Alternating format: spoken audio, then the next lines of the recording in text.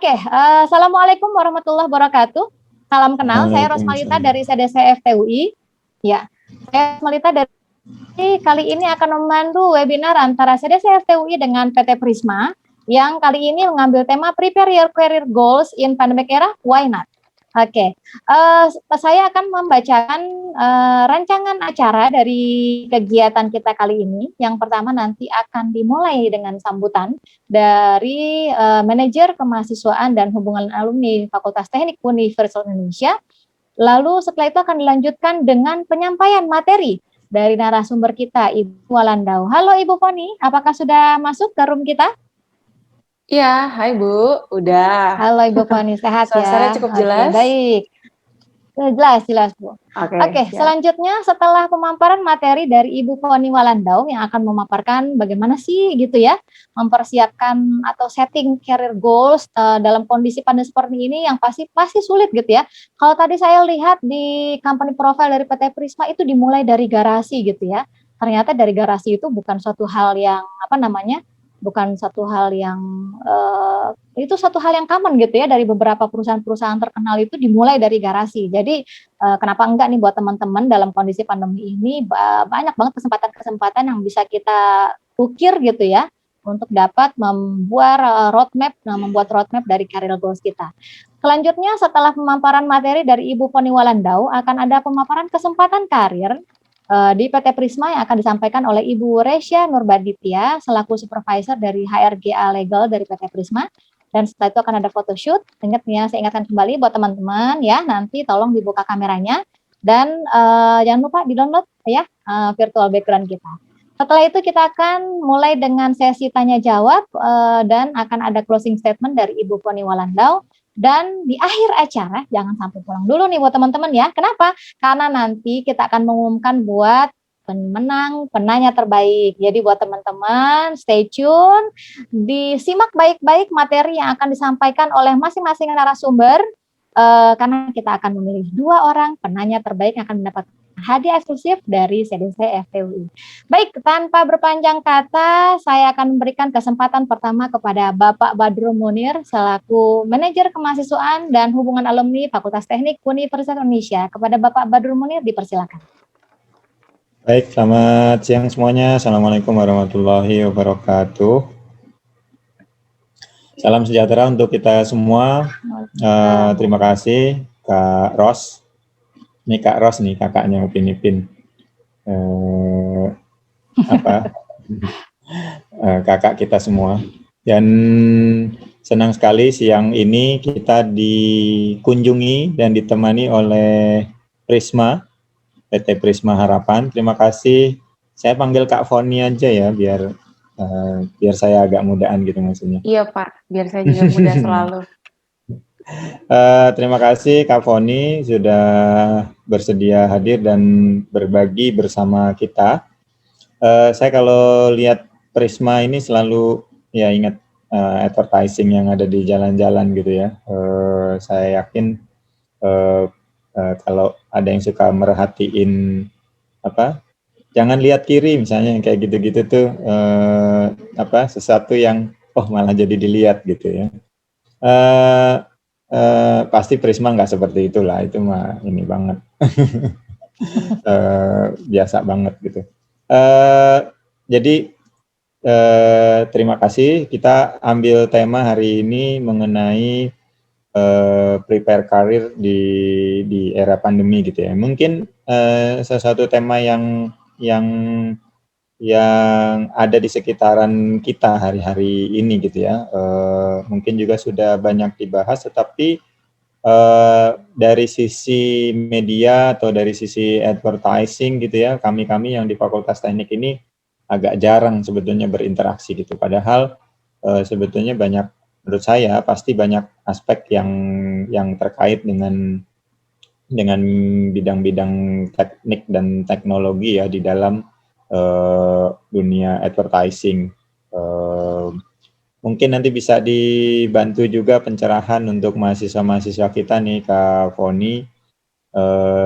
Sebetulnya dengan banyaknya orang bekerja dari rumah gitu ya, dunia yang makin ke arah digital gitu ya. Bagaimana interaksi orang, bagaimana dunia advertising itu berevolusi atau berevolusi gitu ya. Mungkin ini jadi sesuatu yang sangat menarik dan kira-kira anak-anak kita atau mahasiswa-mahasiswa kita ini calon lulusan dan lulusan baru harus beradaptasi seperti apa gitu. Terima kasih juga nih yang sudah hadir, lumayan sudah 50-an, mudah-mudahan masih nambah lagi, walaupun pengumumannya agak mepet tetapi antusiasmenya cukup banyak. Dan terima kasih sekali lagi kepada PT Prisma Harapan, Prisma Advertising, dan juga tim CDC Fighting. Kita mengikuti dan mudah-mudahan ini bukan yang terakhir bagi Prisma. Kita akan bisa bekerja sama lagi untuk materi-materi lain yang juga menarik. Demikian singkat dari saya, selamat mengikuti, selamat berdiskusi. Terima kasih. Assalamualaikum warahmatullahi wabarakatuh. Waalaikumsalam warahmatullahi wabarakatuh. Terima kasih kepada Bapak Badrul Munir atas sambutannya yang luar biasa. Oke, sebelum saya berikan kesempatannya kepada Bu Poni, saya akan memberikan informasi latar belakang dari Bu Poni ini. Ada suatu hal yang menarik dari Bu Poni.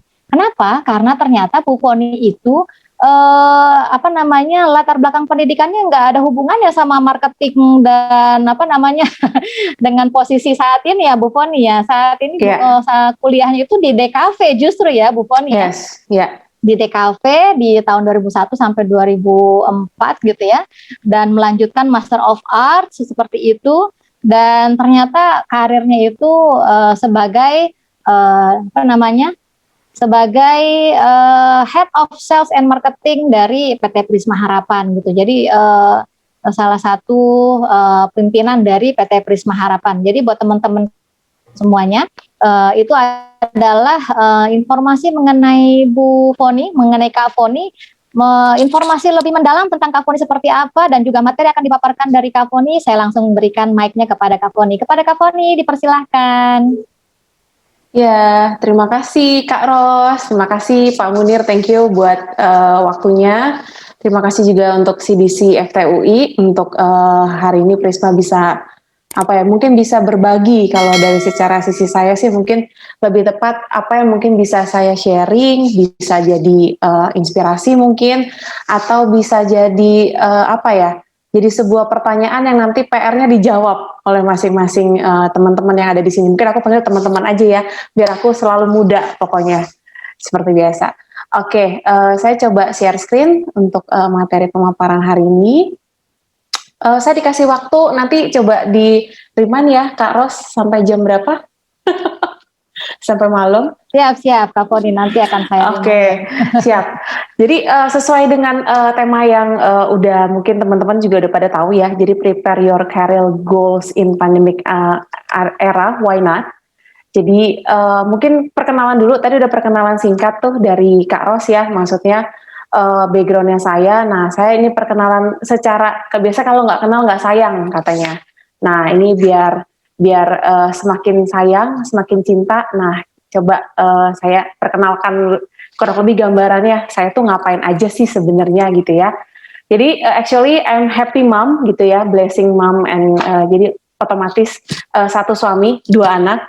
Jadi saya bekerja untuk sekarang, saya membantu di Prisma, membangun Prisma kurang lebih ya 2 digit lah ya, almost sekian belas lah, masih baru belas gitu kan, untuk membangun Prisma. Jadi I have a lovely team, karena kebetulan saya di sales marketing, ini teman-teman tim sales marketing yang ada di Prisma.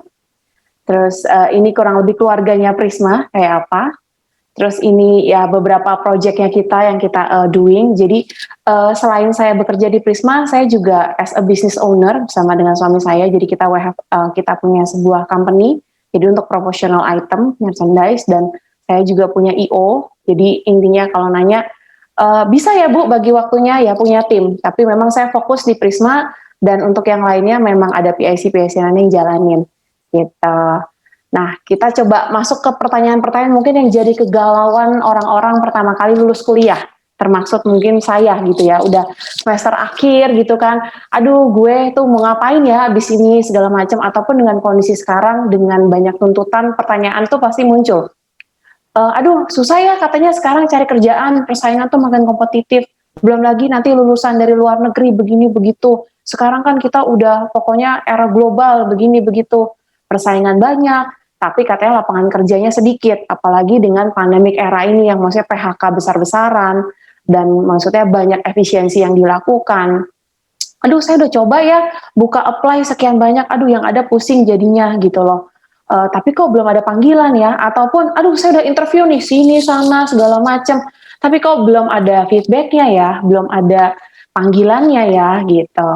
Nah saya coba kupas lagi dari sisi yang lain adalah apa sih sebenarnya yang harus di prepare untuk masing-masing teman-teman pada saat kalian mulai udah memasuki fase akhir nih ya, udah butuh misalnya intern gitu kan, harus intern, atau misalnya waduh ntar gue lulus nih gue mau ngapain, apa sih yang memang harus di prepare. Ini sih saya sharing dari apa yang memang saya coba alamin. Jadi kalau kalian lihat secara kredensial saya, boleh bilang aku mulai benar-benar dari bawah. Jadi karena aku memang S1-nya graphic design lah ya, mungkin istilah zaman dulu tuh, kalau sekarang kan mungkin keren ya, Master of Arts segala macam, tapi dia graphic designer lah gitu loh, DKV, anak DKV, ngapain sih gitu loh. Nah akhirnya saya mulai menemukan adalah gini, persimpangan. Jadi biasanya quarter life di, ya koreksi saya kalau salah, kalau boleh komen boleh loh di kolom chat. Jadi intinya quarter life itu biasa teman-teman di persimpangan, gue tuh mau ngapain sih? Gue tuh bantuin bisnis orang tua, saya itu kerja, atau gue startup. Karena ya sekarang bicara era sekarang yang tren adalah startup gitu loh teman-teman, maksudnya untuk bicara startup company. Nah pertama yang perlu kalian cari tahu, apa sih passionnya kalian gitu loh. What is, maksudnya aduh gue tuh expertnya goodnya dalam hal apa sih, passionnya aku di mana sih. Bukan berarti aduh sebenarnya passion gue fashion designer tapi gue kuliah teknik, berarti gue salah dong 4 tahun sekian. Ya nggak gitu juga, tapi karena aku percaya apa yang udah dipilih di awal pasti sudah dengan pertimbangan. Tapi kenapa sih akhirnya Kak Foni sendiri desain terus kenapa jadi marketing? Nah jadi memang aku suka desain, I'm passionate in art, dan salah satu talent saya adalah saya tuh nggak bisa di belakang komputer. Saya tuh harus ketemu orang, harus ngobrol, cerita, ketemu orang baru. Itu akan bergairah, akan passionate banget gitu loh. Jadi pertama kali saya juga di kantor yang pertama itu sebenarnya boleh dibilang itu mungkin jodoh. Jadi saya nggak ngelamar, tiba-tiba one of my friend asking, maksudnya ada one company looking for hiring segala macam by reference. Jadi saya masuk, saya interview. Saya cuma sekali ngobrol segala macam dan saya diterima. Kondisinya adalah pada saat itu saya belum lulus dan I need company for intern. Jadi saya kerja di situ sebagai internship karena saya butuh untuk skripsi saya, dan surprisingly saya dibayar as an employee at that time. Jadi masuklah saya di dev team, developing product gitu loh. Nah, at least, dan kedua yang perlu kita tahu adalah set up your goal. Setelah kita tahu, maksudnya sekarang kan banyak pilihan nih, saya mau bisnis, saya mau karir, apa saya misalnya bantuin orang tua, set up your goals. Kalau udah jelas, oke, gue mau karir nih, karir kayak apa, gitu loh. Maksudnya kerjaan kayak apa sih sebenarnya di bayangannya kalian gitu loh. Ya kayak seperti apa. Pada saat saya masuk saya bilang, oh ya saya graphic designer, tapi saya itu bukan orang di belakang komputer ya, gitu loh. I need to interact, maksudnya berinteraksi gitu loh. Jadi kenapa saya di dev team, saya berinteraksi dengan marketing, saya berinteraksi dengan klien, tapi hanya untuk konsep desain at that time. Oke. Nah, terus kemudian untuk buat kira-kira untuk kalau aku intinya mau nyari kerja nih, aku udah mantep nih, aku mau karir, apa sih yang mesti aku siapin? Yang pasti comprehensive CV, itu udah pasti. Jadi kalau secara korporasi pasti akan dilihat CV-nya. Terus kemudian adalah branding yourself. Maksudnya branding yourself itu apa? Sekarang kan kita udah di era digital ya, apalagi dengan pandemik, itu men-shifting, mempercepat yang mungkin harusnya terjadi 5-10 tahun lalu itu di compact jadi 1 tahun. Jadi kalau mau tanya nih ya sekalian buka rahasia gitu ya. Kadang-kadang tim HR itu mungkin nggak hanya cuma sekedar lihat CV atau misalnya oh terakhir IP-nya berapa sih atau misalnya sertifikasi dan yang lainnya. Tapi adalah sometimes they looking for your social life. So branding yourself gitu loh, tergantung dari maksudnya posisi apa yang kalian, tapi branding yourself itu perlu loh gitu loh. Jadi sosmed itu dipakai nggak cuma buat fun-fun doang, bangun hubungan, dan itu buat branding kalian juga. Dan yang terakhir, yang memang aku mesti sharing adalah being realistic. In sometimes kita dengan dengan dunianya yang sekarang segala sesuatu terbiasa dengan hal yang instan. Wah, pokoknya gue kerja udah mau langsung deh jadi SPV atau begini. Gue mah kalau kayak gitu nggak level. Gue langsung kerjainnya ini itu dan segala macam. Kalau buat seresi aku, at the end adalah we have to being realistic. Tapi ada goalnya, goal yang realistic gitu loh. Jadi buat aku adalah yuk coba di inline dengan kondisinya kira-kira wah gue masih bisa accept nggak intolerance begini, tapi dengan term yang sekian menurut gue itu masih bisa acceptance atau enggak. Next. Terus gimana sih cara saya bisa ketemu perusahaan, wah ini company yang cocok nih buat aku, tempat aku untuk maksudnya intinya all out gitu loh, all my idea, apapun inspirasi aku, gimana sih cara bisa tahu, ini aku sharing ya, maksudnya dari secara sisinya aku. Kenapa akhirnya di perusahaan yang pertama memang saya cuma kurang lebih 3,5 tahun, and then saya secara nggak langsung pokoknya diperkenalkan dengan kebetulan founder dari Prisma. Jadi saya membangun bersama dengan Prisma kurang lebih ya tahun ini masuk tahun ke-13 hampir gitu kan, dan kita mulai dari nol, boleh bilang ya mungkin pada saya masuk gak nol-nol banget, tapi yang saya tanya pertama kali pada saat saya interview pada saat itu saya nanya, Pak, visi misi Bapak apa? Prisma ini mau dibawa kemana? Dreams Bapak, company ini ke depan tuh jadi apa? Kalau pada saat maksudnya kita ngelihat itu bisa kelihatan, kalau dulu kan mungkin nggak secanggih sekarang ya. Kalau sekarang gampang, tinggal browsing aja. Profile company ini gimana, websitenya kayak apa, planningnya, project-project yang dikerjain tuh kayak gimana. Itu kita bisa lihat lah. Kita bisa punya gambaran terhadap sebuah perusahaan tersebut. Tapi at that time saya cuma nanya, Pak, Bapak itu mau apa sih, Prisma itu mau dibawa kemana? Dan dia mulai cerita, begini, begitu, ini, itu, dan yang lainnya. Dan kita merasa kita bisa inline nggak dengan this company, you have the passion nggak untuk itu, gitu loh. Nah intinya itu cari tahu dulu. Jadi kita ngelamar di perusahaan mana, jangan yang pokoknya yang bisa terima saya deh apa aja segala macam. Ya mungkin kalau power of kepepet ya, tapi at the end adalah ya kalian juga punya rights untuk memilih. Biasanya saya selalu ngomong begitu. Kalau untuk yang akan masuk timnya saya, biasanya saya ngomong, selain memang perusahaan akan memilih calon kandidat ataupun misalnya pada saat masa kontrak diperpanjang atau tidak, kalian juga bisa memilih kira-kira masa depan gue di sini apa enggak. Kalau memang kita merasa di tempat yang tepat, yuk kita sama-sama bangun dan kita all out. Tapi kalau kamu merasa nggak tepat, kamu setengah-setengah, better enggak, gitu loh. Terus kedua adalah what can I do for this company? Jadi perusahaan yang kalian coba untuk kira-kira kayak menarik nih segala macam. Kira-kira kalau gue di sana dengan posisi ini, gue bisa sumbangsi apa ya? Kira-kira planning gue bakal mau ngapain ya? Ya terpas dari semua job desk segala macam, karena ini yang dituntut dari semua company lah, gitu lah. Mungkin kalau bicara secara Prisma, we are not a multinational company, gitu kan. Tapi buat aku adalah pasti kreativitas itu pasti selalu dituntut dan diminta. Sesuatu yang proaktif itu pasti selalu diinginkan oleh setiap atasan atau setiap perusahaan atau setiap HRD yang hiring untuk posisi apapun yang ada di dalam perusahaan tersebut. Kemudian yang terakhir, ini pengalaman saya pribadi ya, who is your boss? Biasanya kalau kita lolos seleksi nih, kan pertama biasa lah ya, secara prosedural. Jadi misalnya ada psikotes lah, ini tim HRD. Biasanya kalau kita ada seleksi final, kita akan ketemu user. User itu which is adalah yang akan jadi atasan kamu, gitu loh. Biasanya tuh aku ngobrol kan, selain dia nanya tentang kita, nanya, kamu misalnya, kuliahnya apa, gimana, gini, gitu, nanya hobi apa, segala macam, lalala. Dari situ biasanya saya juga ngelihat, kurang lebih calon atasan gue kayak gini nih, kira-kira gue bisa into nggak ya, bisa cocok nggak ya, karena ini memang kelihatannya kalau pas interview kan semuanya yang manis-manis ya, maksudnya everything fine, everything okay, tapi ya harus being realistic yang aku bilang. Namanya kerjaan pasti punya pressure, punya deadline, ada gesekan. Tapi aku cuma lihat bahwa kira-kira gue itu bisa into nggak ya, punya kecocokan, dan gue bisa merasa paling gampang ini, gue kira-kira bisa kalau sama orang jadi atasan gue bisa respect nggak ya? Karena need namanya atasan, which is harus satu komando, which is harus bisa dapat, walaupun chemistry itu pasti by process. Tapi minimal salah satu poin-poin ini yang saya lihat bahwa when aku mencoba untuk apply ke sebuah perusahaan. Ini stick pick aja visi misinya Prisma.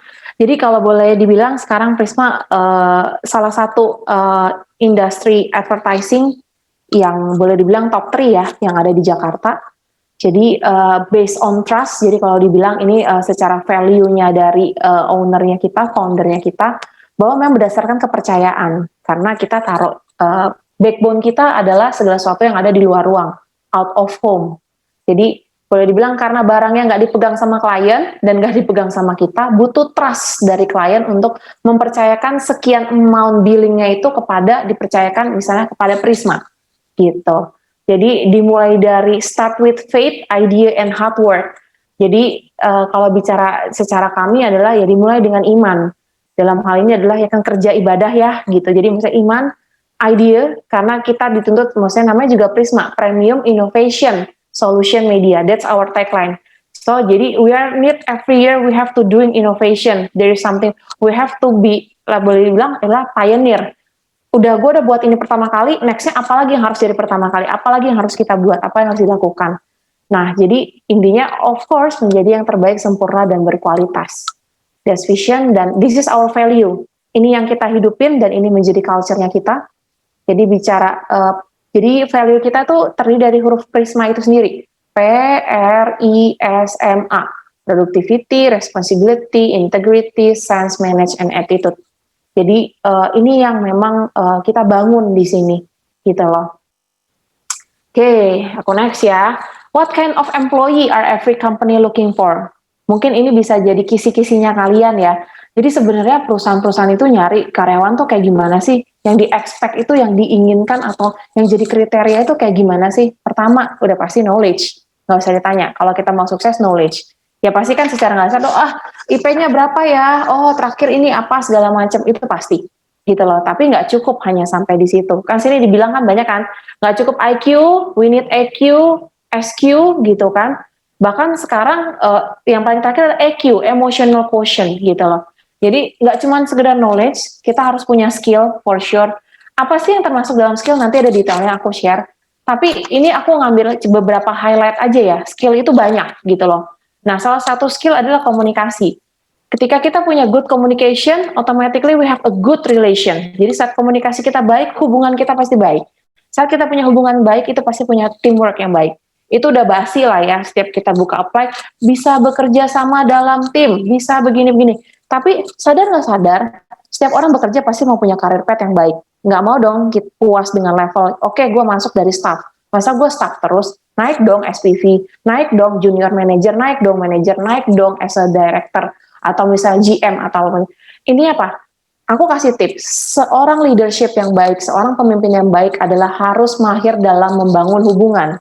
Karena kita nggak mungkin kerja karena hebatnya saya. Dibilang, oh Prisma keren ya, berarti Bu Foni jago dong. Ya, bukan saya, tapi tim saya.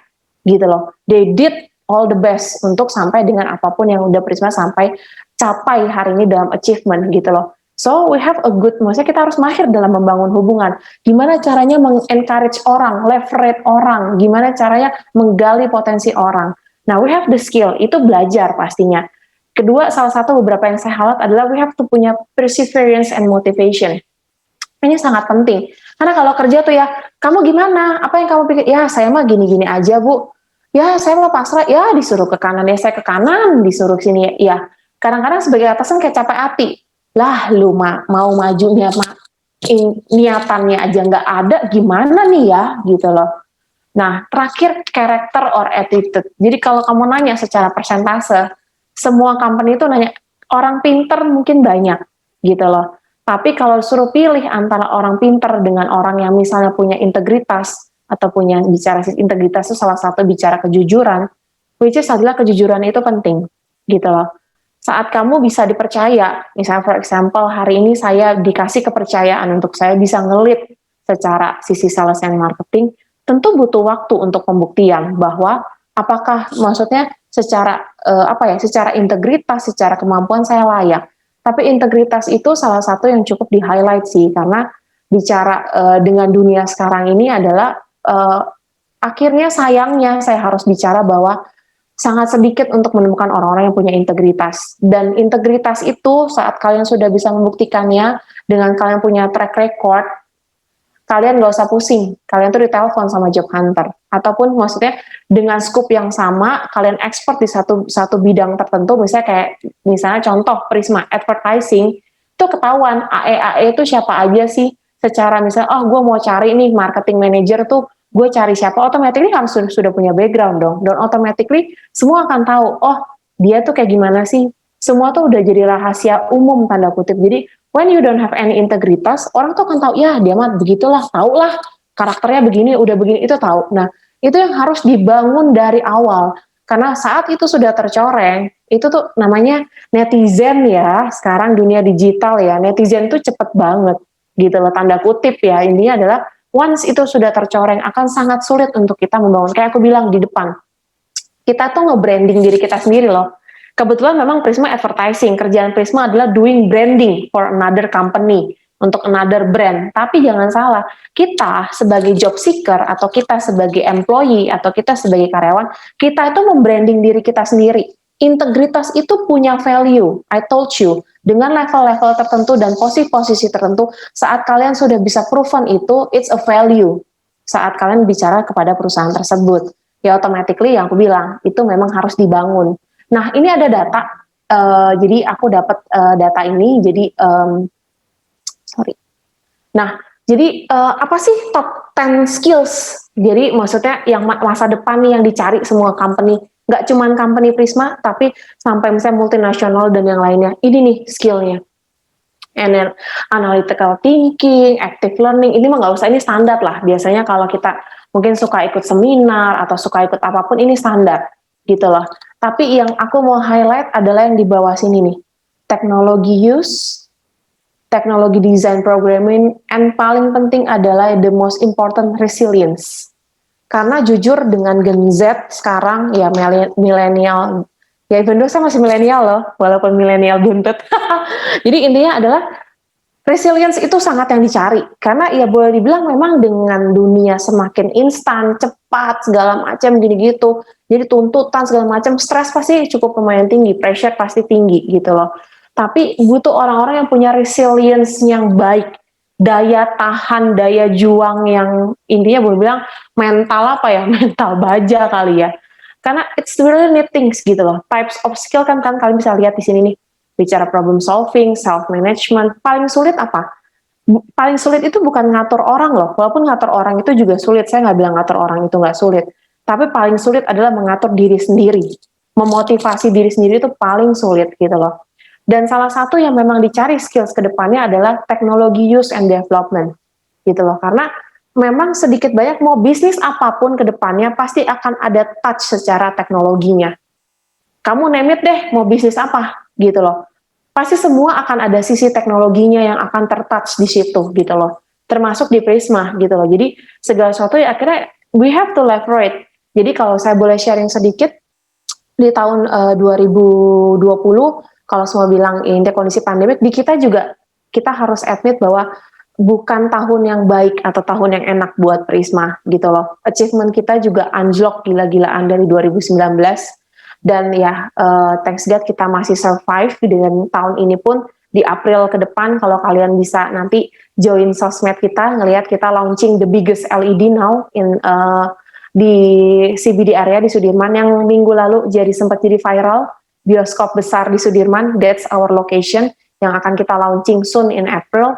Jadi, it's not easy, bukan tahun yang easy, tapi kita memutuskan kita membangun sebuah divisi baru yaitu Dev Team. Isinya anak-anak muda, anak-anak intinya anak-anak data analis, programmer, semua segala macam untuk nge-build system, gitu loh. Karena we know that's the future, gitu loh. Even though kita doing investment untuk SDM itu di tahun-tahun yang sebenarnya is not easy untuk secara korporasi, secara corporate, gitu loh. Jadi ini yang aku mau share, buka gambarannya bahwa ya shiftingnya selama pandemi ini gimana? Oh, sangat shifting gitu loh. Paling gampang kita deh, yang dulu mungkin belanja online, udah belanja online, tapi jujur misalnya kayak saya ibu-ibu, sekarang mau beli tisu, sayur, segala macam, udah belanja online yang dimana kalau dulu mungkin nggak gitu. Even though tukang sayur saya di pasar Dulu kan mesti datang, sekarang sorry, tiap pagi broadcast. Mau sayur apa, sayur hari ini, begini, servicesnya beda.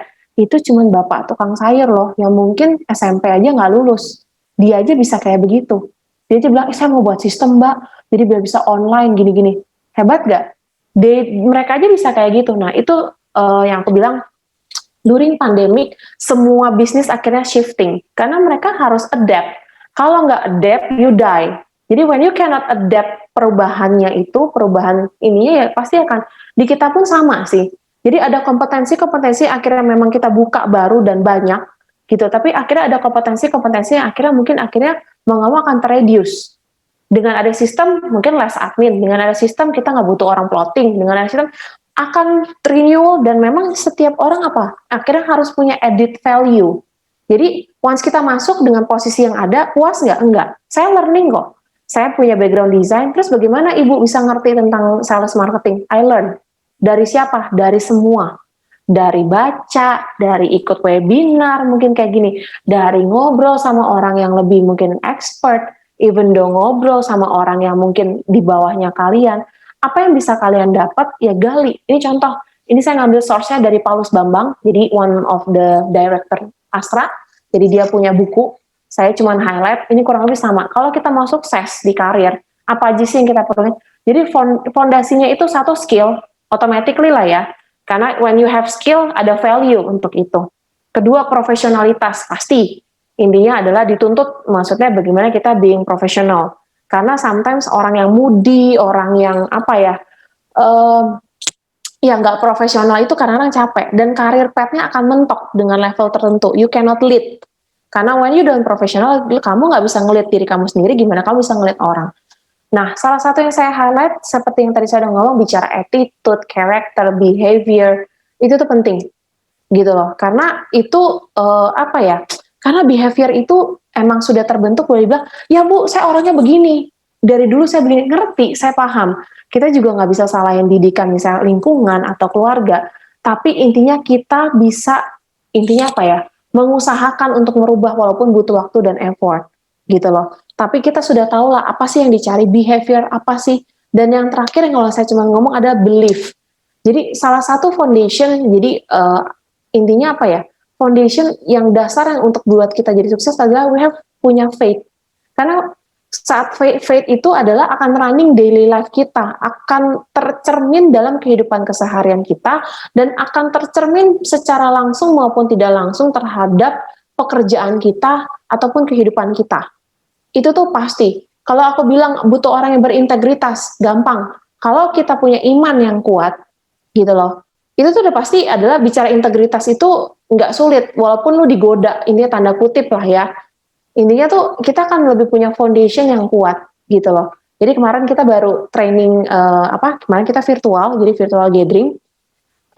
Jadi salah satu pembicaranya adalah salah satu motivator speaker, Bapak Coach Haryanto Kandani. Dia cuma bilang tuh, sekarang tuh kerja cepat, kerja tepat, kerja efisien, kerja ikhlas. Jadi sometimes adalah ya we have to untuk mensyukuri apa yang memang sudah kita dapat gitu loh. Sometimes ya kita kan perlu reward diri kita juga gitu. Nah, kalau saya mau sharing, jadi gimana dong saya beradaptasi di era sekarang, era global, era new normal atau misalnya after pandemic ini? Satu, kalau memang kalian sudah mantap, intinya untuk bicara berkarir, intinya adalah genuine intellectual curiosity. Jadi selalu ingin tahu segala sesuatu terkait pekerjaan yang ingin digeluti. Karena dunia yang kalian geluti itu bergerak terus. Secara marketing sekarang jualan. Ya boleh bilang saya hampir sebagian besar udah nggak ketemu klien. Setiap kali doing presentasi semua jalan segala macam adalah begini, online. Meeting internal, eksternal pun online. How I can control, how I can convince klien, bagaimana saya bisa jelasin tanpa, ya itu intinya segala sesuatu tuh bergerak gitu. Jadi ya harus adapt terus. Desire to add value, ini yang saya bilang, nggak puas diri. Sekarang mungkin kamu udah oke dengan kayak gini. Bicara 5-10 tahun lagi, let's say, kalau saya puas, saya sebagai graphic designer, pada saat itu, mungkin saat itu gue keren. Sekarang graphic designer kepake? Enggak. Minimal 3D, minimal motion, minimal lo bisa doing itu. Kalau bicara hanya graphic designer, ya level kamu akan bisa kepake, tetap kepake, tapi mentok dengan level tertentu. Added value, ya kalau saya boleh sharing, belajar banyak gak? Belajar. Manajemen, finance, saya harus ngerti finance. Belajar kemarin saya sekolah di internal, bicara HR. Oh ini ternyata begini, ini you have added value, nggak ada ruginya. Kenapa? Kamu belajar banyak, yang tahu banyak kamu. Yang saya bilang, jangan salah, when you as an employee, yang dijual itu kamu, branding yourself. Branding itu juga cuman jangan, emang sih not judge, maksudnya book by the cover, tapi isinya juga harus bermanfaat ya. Lu jangan bilang branding lu bagus, packaging dalamnya nggak ada. That's what adding value, belajar hal yang banyak. Even though mungkin itu bukan maksudnya partnya kalian.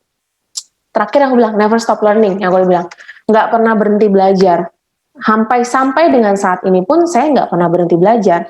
Dan saya nggak malu untuk saya tanya. Nah, ya intinya, mungkin kadang-kadang orang dengan certain tertentu atau dengan kondisi tertentu adalah, aduh kayak malu ya, kelihatan bodoh ya saya ya. Saya mendingan saya kelihatan bodoh 10 menit atau setengah jam pertama, tapi kedepannya saya ngerti dan saya jadi pintar. Dibanding saya, oh iya saya tahu. Ya kalau saya nggak tahu, sorry ya saya nggak ngerti itu maksudnya gimana ya. Bisa dijelasin nggak maksudnya seperti apa? Nah, that's why you have to being humble. That's one part of the character ya. Jadi saat kamu setiap perkara kecil kamu dikasih perkara yang besar, saat kamu sudah di level tertentu, kamu juga harus ingat bahwa bagaimana caranya kamu ada di sini bukan karena kamu sendiri, tapi ada orang yang topang kamu. That's the teamwork, gitu loh. Jadi kalau bicara di sisi kita adalah kita ngomong itu adalah family, gitu loh. Itu bicara kalau kita ngomong ada keluarganya Prisma, gitu loh, sama-sama. Jadi pilihannya kita mau shifting atau kita puas nih, akhirnya kita harus emang shifting atau kita ketinggalan. Kalau saat kita comfort dengan kondisi sekarang, ya mungkin sekarang fine. Kondisi sekarang kalian masih oke-oke aja. Masih sesuai inline lah, masih sesuai zaman. Nah kalau kita tetap maksudnya nggak doing ini adalah ya kita akan tertinggal. This is ya memang harus kita akui, suka nggak suka, this is tantangan pola kerja era digital dan new normal yang semakin cepat lagi, semakin instan lagi. Saya cuma mau summary sedikit. Jadi kalau bicara overall, apa sih bicara secara kita sebagai job seeker atau misalnya, atau saya sebagai tingkat akhir atau alumni, apa sih yang saya cari? Satu, kenali diri kamu sendiri. Sebenarnya tujuan kamu tuh apa sih? Kalau saya bingung tujuan hidup saya apa? Saya bantu. Kamu tuh kalau hebat tuh dalam hal apa? Oh, saya hebat kalau dalam suruh cerita, ngeyakinin orang, jualan. Atau misalnya, oh saya itu ya kalau sudah suruh mikirin, misalnya ngerapihin data segala macam tuh gue enjoy banget lihat angka. Atau saya itu misalnya, ya sorry agak melenceng, kayak oh gue tuh kalau soal makanan, food itu gue passionate banget, gue suka masak segala macam. Itu cari passionnya kamu di mana. Tapi kalau saya teknik terus tiba-tiba saya suka masak gimana dong? Saya salah dong. Yang tadi saya bilang, nggak ada yang salah sih. Karena apa yang sudah kita putusin, pasti maksudnya ya ada bagian, ada journey-nya. Tapi kalau buat aku adalah, mungkin lebih saya simplify di sini adalah, biasanya tuh pada bingung adalah, gue mau kerja sendiri, gue mau kerja sama orang, atau misal ya kayak bilang mau bantu orang tua, ya kerja sendiri itu namanya, kerja sendiri, atau kerja sama orang. Karena saat kita sudah berpikir saya mau bisnis atau saya mau karir, itu dua hal yang berbeda. Bicara startup, bisnis itu bisa startup, kerja sendiri, kerja sama orang, dengan karir itu berbeda. Karena kalau saat karir itu, kenapa saya bilang penting untuk tahu visi misi perusahaan? Karena kalau saat berkarir bukan idealisme kamu lagi yang masuk di situ, tapi adalah idealismenya company atau corporate. Jadi bukan maunya kamu, tapi maunya perusahaan. Saat kamu masuk ke dalam sebuah perusahaan, pasti ada aturan, gitu loh. Dan you have to submit sama aturan itu, nggak bisa suka-suka. Ya kalau lu startup, misalnya lu bisnis sendiri, kan lu tentuin aturannya lu mau gimana. That's the thing. Jadi kenali diri kamu sendiri. Jadi ya setelah itu kalau udah realistik juga goalnya gitu loh. Setelah bikin ini kan career goal ya, jadi goalnya realistik. Kedua, open minded. When you have start learning dalam hal apapun, proses apapun, tahap apapun, intinya nggak pernah bosan untuk dapat masukan. Karena berarti mereka sayang sama kamu gitu loh. Saya pun sama. Saya masuk starting dari bawah dan saya dikomen dari semua hal, mulai dari cara ketik bahasa, cara berpakaian, gestur, how to talk, how to respect, hal yang simple. Ya mungkin kadang-kadang Ih, ribet banget sih sampai kayak gitunya. Ya, but I mean ya, saat kita punya open minded, hati yang oke, saya mau belajar. Oh, saya ternyata begini, saya harus belajar, saya gini-gini. Berproses, pasti berproses gitu loh. Nah, jadi itu set up target, yaitu buat plan, goal setting, dan fokus dengan goal itu. Dan yang penting adalah yang kita harus, ini dalam perjalanan itu kan kadang-kadang nggak mudah ya, naik, turun, bosen, capek, burn out gitu kan ya, konsisten, komitmen terhadap diri kita sendiri dan orang lain tuh bicara apa yang kita udah janjiin ke orang, promise. Nah, kalau kita udah lakukan yang terbaik, yang terakhir aku bilang, tinggal ditambahkan faith-nya, ya, biar intinya ya kita serahin deh sama Tuhan gitu kan. Jadi maksudnya ya udah campur tangan. Kalau ditanya, dia mah enak ya hidupnya, ini segala macem apa mudah segala macam. Ya buat aku adalah, tapi yakinlah nggak semudah itu. Mungkin ada bicara luck, faktor luck, misalnya hoki lah, apalah, beruntung lah. Tapi saya pasti di baliknya ada sebuah kerja keras. Pasti di baliknya ada sebuah investasi yang sudah ditanam. Nggak mungkin itu datang dengan instan tuh nggak mungkin, gitu loh. Jadi kalau memang kamu gagal, jangan menyerah, coba lagi sampai berhasil. Kalau istilah Rinso itu yang saya cuma masukin, nggak ada noda yang nggak belajar, gitu loh. Karena kalau saya boleh sharing sedikit, saya masih punya waktu berapa menit, Kak Ros? Masih ada 5 menit lagi, Kak. Oke, saya sharing singkat ya. Jadi kalau mau ngelihat secara karir saya masuk dari sebuah perusahaan yang intinya beda jauh dengan yang sekarang saya bangun. Jadi kalau promosi itu jadi kayak bikin merchandise gimmick. Saya belajar dari bawah dan saya doing dengan maksudnya apa yang memang saya bisa, apa yang saya bantu. Dan dari situ di Prisma pun saya belajar dari bawah, boleh bilang dari nol, saya nggak ngerti apa-apa karena bisnisnya sangat berbeda. Tapi satu value yang saya dapat adalah saya tetap mau belajar dan setiap masukan kritikan itu anggap aja membangun untuk buat saya lebih baik. Nggak enak, percaya sama saya, dikasih masukan itu tidaklah enak. Apalagi nanti kalian udah dengan sekian tahun gitu ya merasa bahwa gue tuh lebih hebat loh, gue tuh udah tahu, udah sekian tahun gue jalanin ini, gak usah komen deh. Tapi aku enggak deh, gue belajar untuk lebih, maksudnya untuk terima itu sampai akhirnya saya dipercaya. Ya boleh dibilang step by step. Saya masuk nggak tiba-tiba saya jadi direktur loh. Saya masuk mulai dari marketing, kemudian senior, terus kemudian manager, head, baru terakhir saya as a director. Jadi, dan bicara apa yang saya buat, I'm being honest gitu loh. Kalau nanya, kok ibu bisa ya akhirnya dengan ini, terus ibu udah kerja, terus kenapa ibu punya bisnis, punya segala macam. I'm being fair gitu loh. Dengan maksudnya bahwa ya, apapun dan bisnis yang saya bangun sekarang adalah bisnis yang sama persis seperti perusahaan pertama saya. Dan I have a good relation with the owner, dan maksudnya mereka pun, maksudnya intinya giving project ke kita segala macam, intinya buat aku adalah nggak ada sesuatu yang nggak mungkin. When you can dream it, kalau kamu bisa mimpiin itu, you can achieve it. Jadi kalau when you can dream it, you can achieve it. Jadi ya mimpi itu gratis kok. Tapi memang ya harus diakui ada harga yang dibayar. Ada extra miles yang dibayar, ada pengorbanan yang dibayar gitu loh, pasti, itu pasti, nggak usah tanya ya. Jadi nggak ada sesuatu yang enak, instan, gampang, cepet gitu, happy, ya pernah nggak failed, saya pernah failed pasti, gitu loh, pernah gagal, pernah, gitu loh, tapi ya gimana intinya, ya udah belajar dari kegagalan, nggak buat yang sama lagi, ya udah coba lagi, gitu. Sekian dari saya, thank you.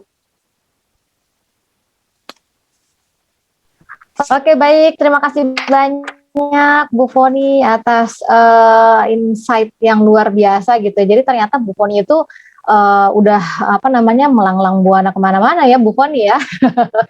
Bukan cuma benar-benar starting dari bawah banget gitu. Dan ternyata semakin tinggi itu justru semakin besar anginnya ya Bu Foni ya. Jadi kalau kita ambil banyak beban itu justru malah ibaratnya kalau kita di gym gitu ya, makin dilatih itu makin terlatih gitu. Jadi memang harus banyak beban ya biar otot itu makin terlatih seperti itu. Nah ini poin-poin yang saya dapat nih ya, bahwa memang buat teman-teman ini ya, hard skill itu ternyata penting banget. Jadi yang buat teman-teman yang masih kuliah, jangan ignore sama materi-materi perkuliahan, karena justru knowledge itu yang akan dibutuhkan bagaimana kita bisa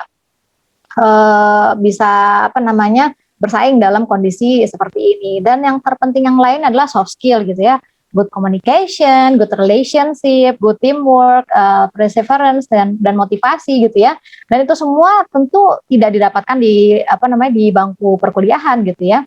Dengan mengikuti webinar gitu ya, lalu juga praktisnya di mana? Justru dalam organisasi-organisasi kemahasiswaan gitu. Jadi buat teman-teman yang masih kuliah gitu ya, mau bisa mengasah soft skillnya, jangan ragu banget gitu ya untuk bisa join ke kegiatan-kegiatan soft skill atau mungkin kegiatan-kegiatan lomba, ikut seminar-seminar, organisasi kemahasiswaan dan lain sebagainya.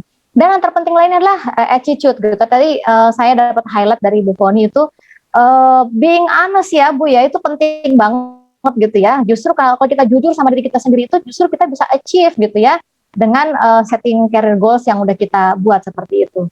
Nah terakhir tadi summary itu tadi punchline-nya dapat banget ya Bu Poni ya, kenali diri dan realistis. Jadi bukan cuma mengenali diri sendiri tapi juga harus realistis gitu dengan kemampuan kita, lalu juga open minded dengan kondisi yang saat ini ada. Set up target itu penting banget. Jangan sampai ya let it flow lah ya gitu. Kalau let it flow itu gimana ya bisa dapat target yang tinggi gitu seperti itu. Dan konsisten dengan apa yang sudah kita set up.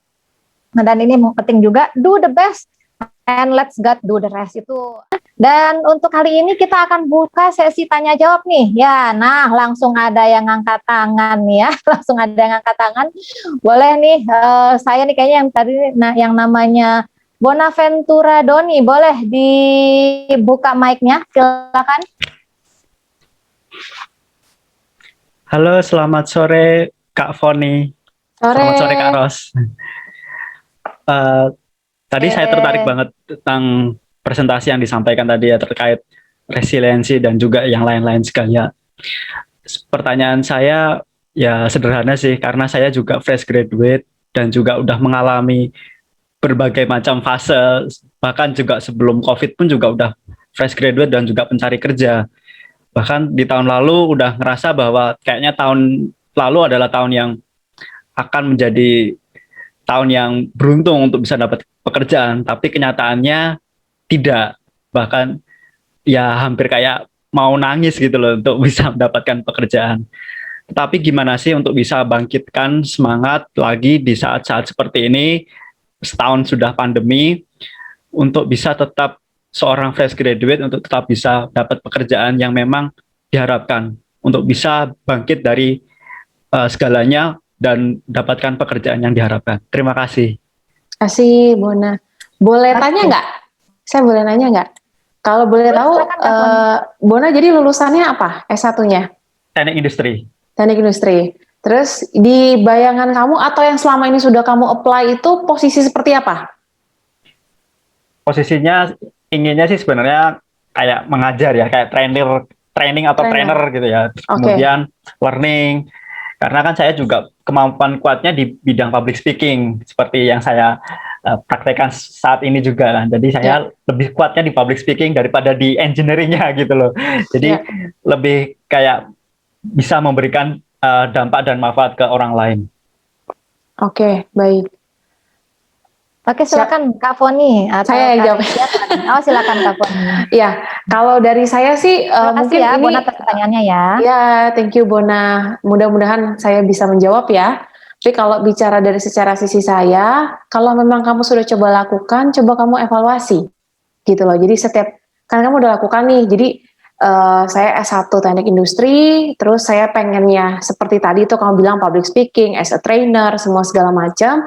Nah, kamu coba evaluasi gitu loh, dari sekian lama kamu apply dan sudah misalnya yang berhasil sampai tahap interview segala macam, kira-kira apa ya misalnya jadi pertimbangan mereka kok saya nggak dapet, atau apakah nih siapa tahu ada HR-nya bisa giving insight, atau kamu juga bisa evaluasi kalau memang job vacancy atau lowongan ini agak kurang, misalnya tapi dengan subdiv teknik industri, bidang apa lagi yang bisa saya coba untuk garap, walaupun kelihatannya kayak nyebrang ya gitu loh, dan memang itu apa ya needs time, kayak saya contoh gitu kan, mau nggak mau karena prinsip ilmu saya desain, pertama kali saya masuk saya di developing produk, nggak mungkin tiba-tiba saya marketing kan, lu fresh graduate terus lu marketing dari mana, ya kecuali anak bos gitu kan, gitu, mau di mana itu serah gitu kan, tapi pada saat tapi saya bilang boleh nggak, saya itu senang ketemu orang gini-gini nih, ya kita proving dong dengan hasil desain kita bisa doing presentasi bagus, jadi kalau saya tuh ngikut ngintil, kalau dulu tuh ngintil si marketing, kalau presentasi, tapi presentasi saya hanya konsep, desain, fabrikasi, bahannya, cutting kayak apa, tapi begitu ngomongin harga, lead time, itu marketing. Tapi minimal kan saya ngintil gitu kan, ya at least nggak di kantor-kantor banget lah. Nah, memang itu akhirnya butuh proses sih, Bona. Jadi kalau memang saya bilang realistik, saya nggak tahu nih, jujur kan kalau teknik kan saya backgroundnya aja desain, terus sekarang marketing. Nah kalau teknik industri itu sebenarnya secara lapangan pekerjaan itu yang umum atau yang sekarang emang lagi banyak demand-nya tuh mana sih? Nah kira-kira mulai dari situ kamu bisa coba nggak kira-kira bukan bertoleransi ya, tapi pada saat kamu interview kamu bisa sampaikan what is your desire gitu loh. Oke, S1 saya begini, secara kompetensi saya memang seperti ini gini-gini, tapi I have desire ini loh, gue punya skill potensi ini loh. Kira-kira kalau di lu ke depannya ada opportunity nggak ya untuk saya bisa berkembang? Kamu bisa lakukan itu gitu. Jadi memang kadang-kadang untuk nyampai ke sebuah goal itu butuh bridging. Ya kan? Jadi aku bilang nggak instan, butuh bridging nih. Tapi bridgingnya juga yang maksudnya apa ya? Karena kan untuk jadi trainer otomatis kita butuh proses. Mungkin kita jadi bagian tim yang siapin behind the scene. Ya saya nggak tahu lah secara proses. Tapi yang saya bisa share dari diri saya adalah memang kalau memang akhirnya apa prinsip ilmu kita dengan yang kita mau achieve itu memang butuh bridging, ya udah kita coba bridging dulu nih, gitu loh. Posisi apa yang buat saya masih bisa accept, tapi in proses atau pada saat saya coba ngobrol sama company segala, oh job desk saya nanti apa sih, saya ngapain aja sih, oh gue masih bisa terima nih, oh peluangnya kayak gini. Ya kita bisa nanya, kira-kira ke depannya ada opportunity nggak ya, kalau misalnya ini di sini tuh ada kegiatan seperti ini nggak sih, gitu. Mungkin itu bisa menjawab Guna. Thank you. Oke, terima kasih Kak Foni. Sama-sama. Oke, baik. Terima kasih banyak Kak Foni. Ini sebelum masuk ke apa namanya yang raise hand, ini ada 2 yang raise hand, ada Darvian dan Suci. Saya akan coba buka pertanyaan melalui chat ya. Di sini melalui chat itu ada 2 pertanyaan, tapi saya akan bacakan yang relevan dengan materi kita kali ini. Apakah dari Arya Davin ya, Arya Davin, apakah pada saat Bu Foni berkarir ada masa yang paling sulit pada saat menjadi marketing? Usaha seperti apa yang Bu Foni lakukan untuk menyelesaikannya? Waduh, silakan nih Kak Foni, kayaknya pertanyaannya agak-agak berat nih. Oke. Kayaknya deep banget nih pertanyaan. Sebenarnya masa paling sulit pada saat saya jadi marketing adalah tahun lalu. Jadi boleh dibilang apa ya, kadang-kadang marketing kalau punya achievement saat nyampe target itu kan kayak punya kebanggaan, kepuasan sendiri. Bukan saya sih, tapi tim gitu loh. Dan tahun lalu boleh dibilang kita tuh jauh banget dari target. 2019 itu boleh dibilang kita semi euforia. Karena one of the top scorer high achievement mungkin Prisma di 2019. Jadi masuk 2020 Januari Februari achievement kita luar biasa dan kita pede banget. Wah, sampai Desember nih mah kalau kayak Januari Februari mah tembus gitu kan. Begitu masuk Maret lockdown itu benar-benar nukiknya tuh benar-benar that's the apa ya boleh dibilang the darkest season. Buat saya the darkest season. Jadi tuh musim-musim masa-masa yang paling kelam itu adalah tahun lalu.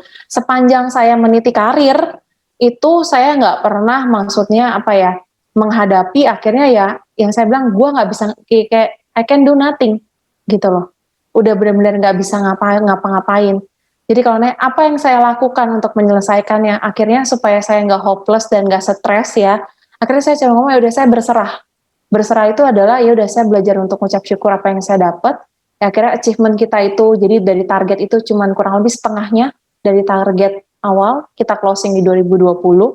Jadi jujur kalau secara marketing itu hal nggak membanggakan loh, malu sebenarnya dan mempertanggungjawabkan kepada manajemen ya even though alasannya kan ada. Ini kan pandemi satu dunia, nggak cuma kita doang loh Pak yang begini gini gitu. Ya kalau mau reason mah banyak lah 1001. Tapi apa yang saya doing, saya nggak diam. Jadi pada saat during memang akhirnya emang kondisinya klien itu untuk advertising itu tengkurap, Tapi saya nggak cuma diem, ya udahlah karena tengkurap, ya udah gue mah santai-santai dulu lah, nanti tunggu, nanti kan pandemi juga lewat, nanti kan semua, maksudnya semua lewat. Hey, itu nggak akan, maksudnya kita nggak akan bisa balik lagi sama kayak dulu. Believe me, even though vaksin semuanya beres, semua segala macam, tapi bicara habit market, bicara how to campaign, how to trade, itu nggak akan pernah sama. Jadi pada saat satu yang pasti berserah, jadi supaya nggak stres ya. Jadi dalam hal ini adalah bukan nggak stres, tapi supaya balance. Jadi stresnya itu tercover gitu loh. Nah, kedua adalah gimana cara untuk apa yang saya lakukan pada saat saya di dalam kondisi dark season itu. Jadi nggak yang cuma saya intinya ya udahlah nunggu aja. Yang penting kan saya udah saya pasrah. Yang penting ini ya udah saya udah usahain terbaik. Abis gimana dong? Enggak. Tapi kita developing. That's why kita buat dev team gitu loh. Jadi maksudnya next-nya opportunity-nya apa nih? Apa yang harus kita buat? Produk apa yang bisa kita keluarkan? Apa yang salah satunya adalah kita launching the biggest LED yang coming soon in April. Buat teman-teman yang mau ikut kuisnya boleh di-follow sosmed. Jadi kita bagi-bagi hadiah. Jadi ada foto, kayak gitulah, ada ininya bisa ngikut.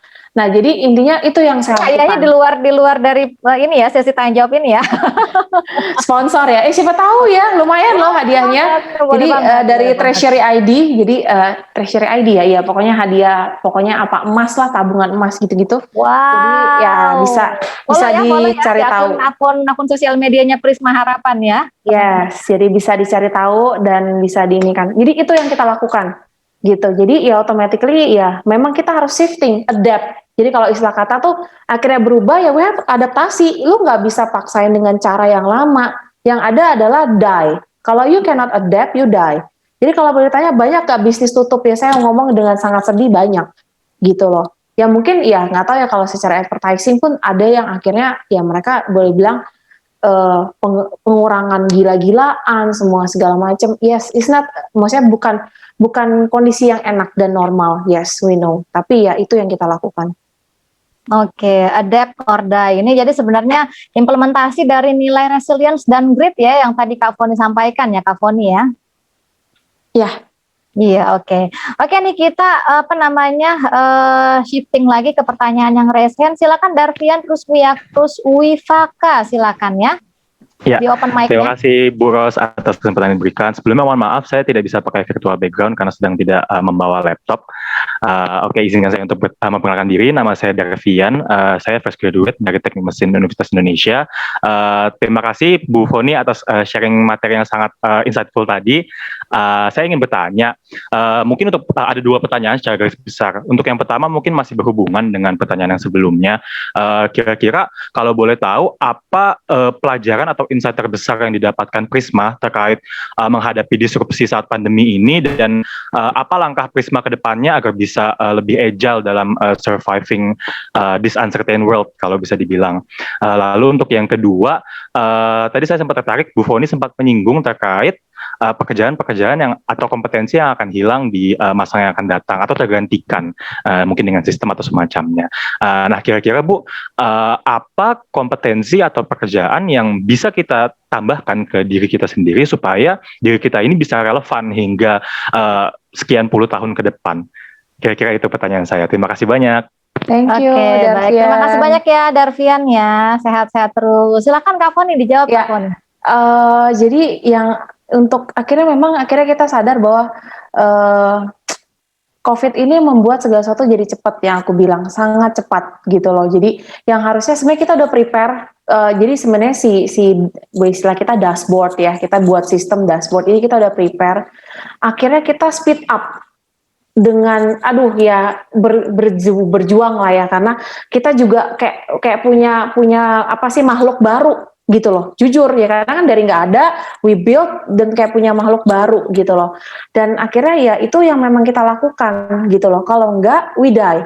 Produknya mungkin sama, jualannya tetap out of home, misalnya billboard, LED di jalan semua, yes, tapi apa added value-nya? Jadi inovasi apa yang kita nambahkan? Nah, itu ada tuh nanti di salah satu LED baru kita bisa online gaming, main game ke layar, bisa interaktif, bisa segala macam. Nah, itu yang kita lakukan gitu loh. Itu yang terus kita lakukan gitu. Nah, supaya ya kalau enggak we die. Dan kenapa kita kalau nanya ke depannya trennya apa sih? Kalian udah tahu, tren ke depan itu adalah bicara data minded. Data itu menjadi sebuah value gitu loh, yang dimana sebelumnya mungkin orang perusahaan data itu nggak terlalu inilah. Nah, data itu bisa didapat di mana? Di mana-mana. Di secara advertising, saya punya data nggak? Saya punya data. Contoh, saya satu pintu untuk berbagai macam brand, gitu kan. Dan si brand A kadang-kadang kompetitornya brand B, gitu. Sini kan nggak ada yang Grab atau Gojek ya, let's name it lah. Ada Gojek, pasti kan butuh data Grab tanda kutipnya. Jadi intinya adalah data itu yang kita olah, data itu jadi istilahnya kata setiap orang, kita pun sama, nggak cuma perusahaan, harus punya unique selling point. Apa pembeda saya sama yang lain? Oh, saya sama-sama lulusan teknik mesin. Saya sama, misal IP saya gini. Apa yang jadi pembeda kamu dari dengan yang lain? Gitu loh, maksudnya kita harus cari, nah that's why kenapa kamu harus branding diri kamu sendiri, ini kalau bicara individual ya, secara company pun sama, kenapa sih harus pasang sama Prisma, nggak pasang sama kompetitor Prisma gitu, kenapa harus sama Prisma? Satu, kita bicara yang kita bangun adalah secara relation, services, excellent services, ketiga adalah lu kan nggak cukup sama relation sama services, terus harga, yang penting harga murah, meninggal kalau kayak begitu. Kalau bahasa tren sekarang tuh bisa meninggal lah gue, kalau cuman perang harga doang. Apa? Ya sorry, gue punya inovasi. Yang belum dilakukan pasti akan cepat di-copy, nggak usah tanya. Begitu di-launching akan di-copy dengan cepat. That's why kenapa harus berinovasi terus. Cari lagi. Nah, terhadap yang kedua, kan akhirnya banyak profesi tergantikan dan banyak profesi baru muncul. Tapi saya cuma ngomong adalah gini, seterbiasa-terbiasanya kita nih online kayak begini, lu tetap kangen kan ketemuan sama temen lu face to face kan, tetap aduh kayak gandengan kayak apalah hangout bareng segala macem, nyanyi-nyanyi itu pasti mau. Nah that's why adalah banyak banget sebenarnya, coba dicari sesuai dengan aku bilang, kamu passionnya di mana gitu loh, what you good on at, lu tuh hebatnya di mana. Dan saya cuma mau bilang bahwa sehebat-hebatnya mesin tidak bisa menggantikan human, pasti ada sisi human touch yang memang tetap harus akan ada. Tapi memang betul, that's why kamu nggak puas diri dengan kamu udah dapat sekarang begini, kamu tetap edit value terus dengan seiring perkembangan, kayak dulu lah, mungkin nggak 10 tahun, ada nggak sih profesi sebagai YouTuber? Nggak ada, gitu loh. Influencer, hey, influencer itu menjanjikan banget guys, lu kira kita cari influencer kagak pakai duit, apa endorse, bikin viral gini gono, it's value, ya dong, tapi kan mesti ngebangun. Ya terserah lo mau teknik mesin mau apa ya, tapi kan apa yang kamu passion, you good. Oh ya kalau misalnya emang nggak suka, agak kurang misalnya YouTuber segala macam, bisa banget dicari banyak banget. Tapi kalau ditanya memang secara berhubungan dengan teknologi, everything dengan teknologi itu pasti akan sangat dibutuhkan ke depannya, gitu loh. All in teknologi itu pasti akan berkembang. Nah teknologi itu bisa dipakai di mana-mana banyak banget. Nah itu coba dieksplor lebih sih sesuai dengan desire-nya kita, gitu. Thank you. Oke, Kak Foni luar biasa nih. Jadi apa namanya terjawab ya, Darvian ya dari Kak Foni. Iya, terjawab. Terima kasih Bu Foni. Thank you. Oke, ya ini ada 2 pertanyaan yang menurut saya agak relate ya, tentang personal sih. Tapi mungkin dari apa namanya kisah personalnya ini mungkin bisa jadi insight juga buat teman-teman gitu ya. Ini ada dari Pradipta Mega dan dari siapa nih, universitas siapa ya? Ini saya bacakan aja ya. Jadi dari Pradipta Mega, perkenalkan saya Pradipta dari Teknik Elektro Undip.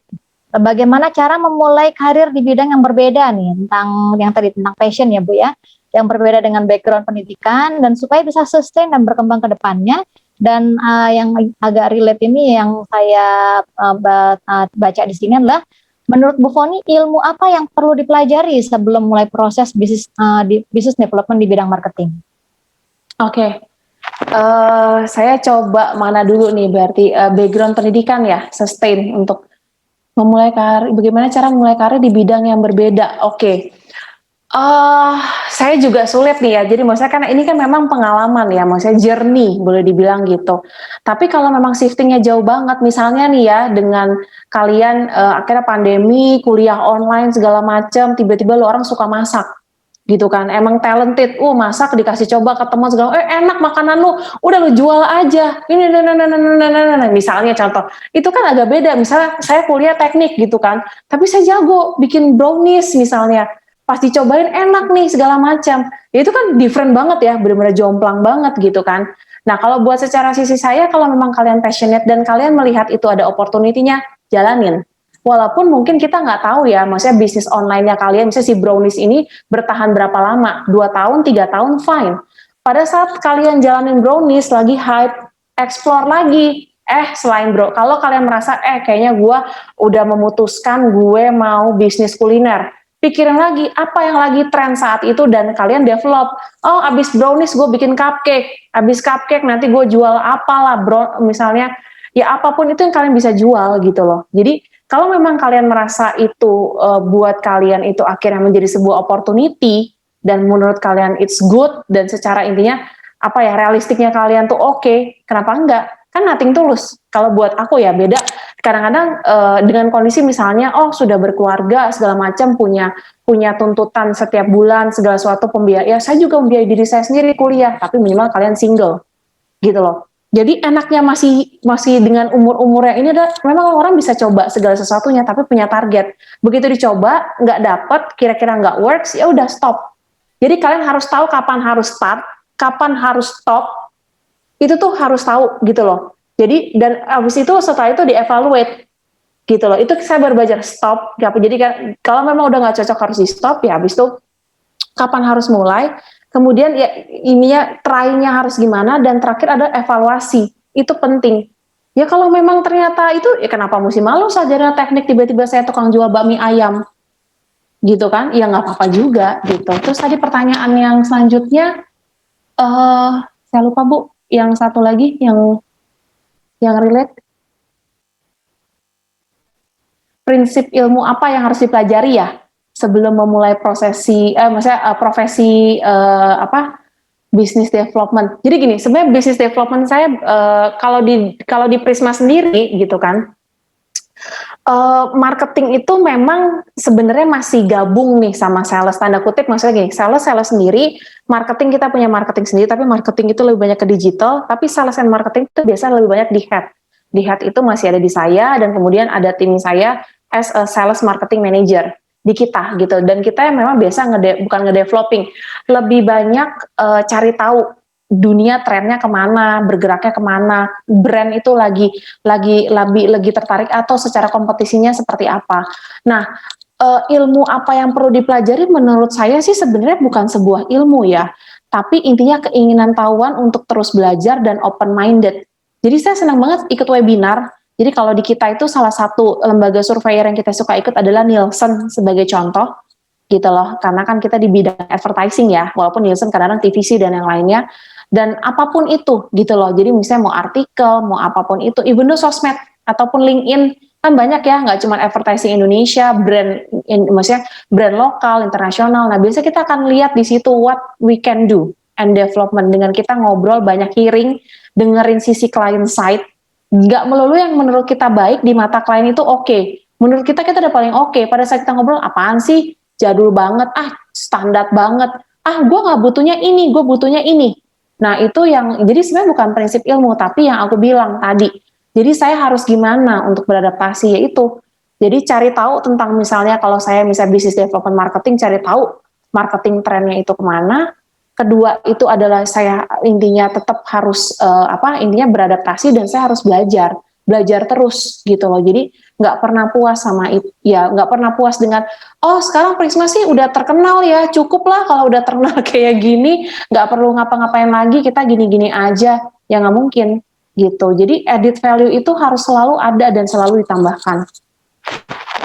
Oke, baik. Terima kasih banyak Kak Foni. Kak Foni, ini kayaknya ada satu pertanyaan lagi nih dari Ridwan Setiawan, ini tentang personal juga sih, tapi mungkin bisa ada value yang bisa kita sebelum pertanyaan terakhir nanti saya serahkan ke yang raise hand ya. Jadi izin bertanya bagaimana cara bagi waktu. Tadi walaupun sebenarnya tadi udah ada highlightnya ya, udah ada sedikit teaser dari Kak Foni gitu, bagaimana cara bagi waktu antara keluarga, pekerjaan dan bisnis yang sedang dijalankan.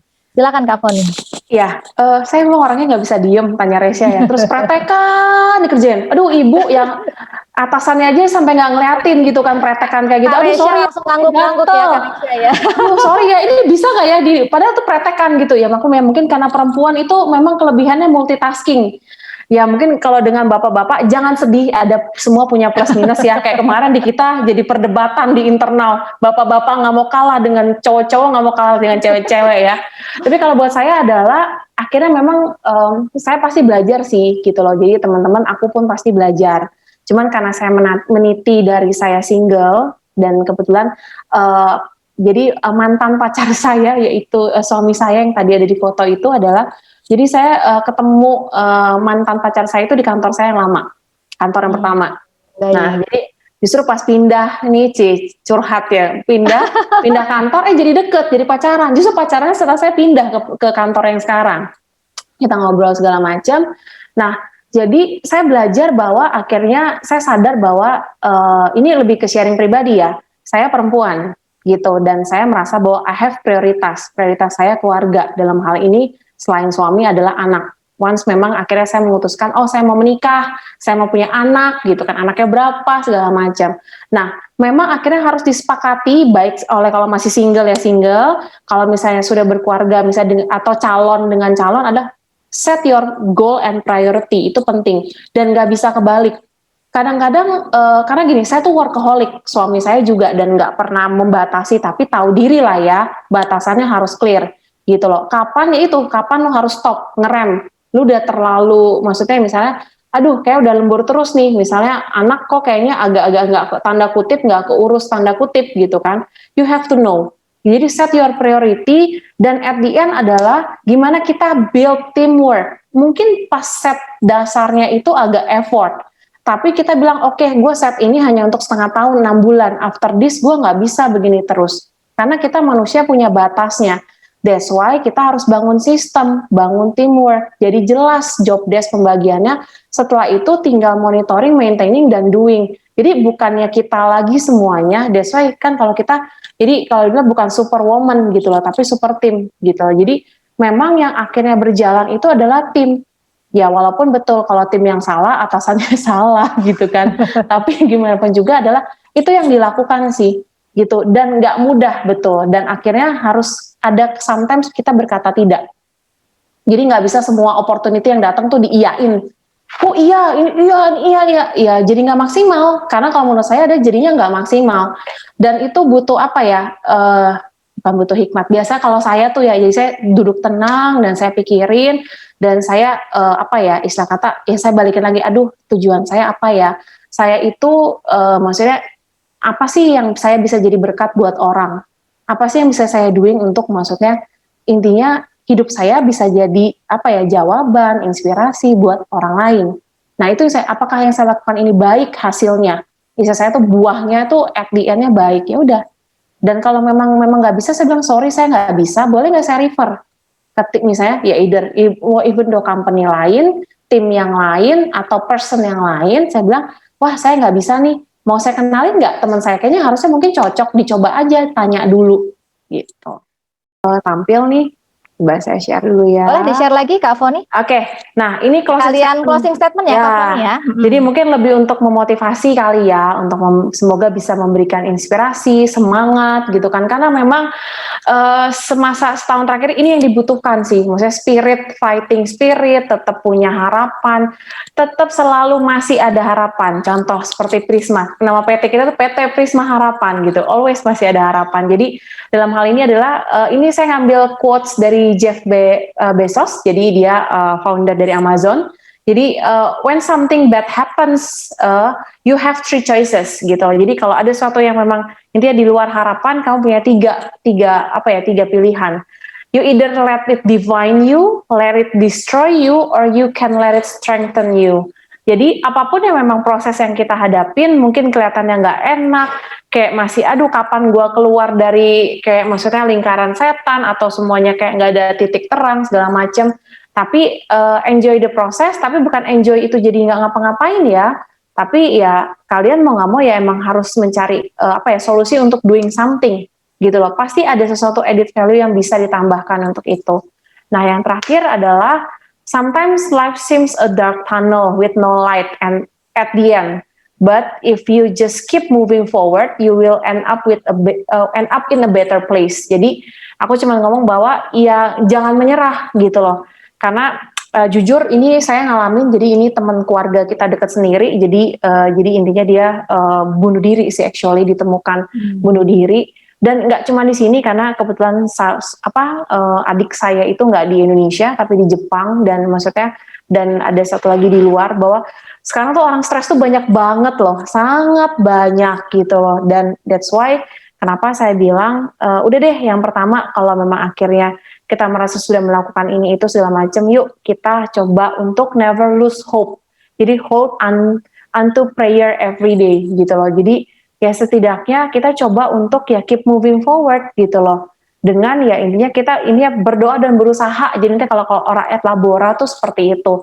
Mungkin kelihatannya klise, udah bosen, capek ngedengerin hal yang sama, tapi lebih baik diulang-ulang supaya kita tetap punya hidup yang bermanfaat.